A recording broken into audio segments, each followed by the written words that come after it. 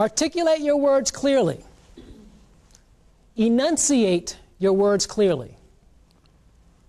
Some people do this beautifully, do this brilliantly, do this in an outstanding fashion. Some people you're like, what? Huh?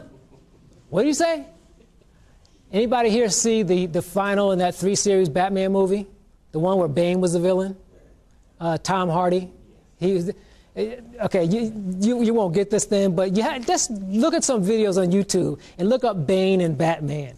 And the fact of the matter is, one of the hilarious parts of that, because I'm a big superhero fan, but one of the hilarious parts is when they made that movie and they had filmed much of it, somebody came back and asked the question, I can barely understand what Bane's saying. Because the thing about Bane is the villain is he has his mask.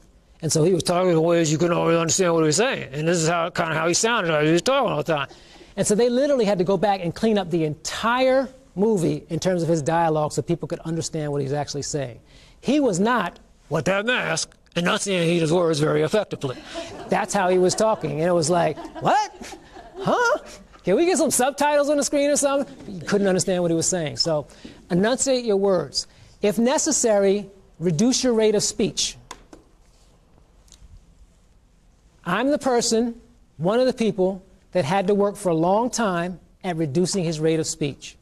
I think I've been fairly effective at it. And one of the things that I've done, I've actually combined two things. I've combined the idea of being in the moment with the idea that you have to focus on your words as you articulate them, as you enunciate them, so that people can understand what you're trying to say as you put those words together and as each of those words is put together and forms a sentence.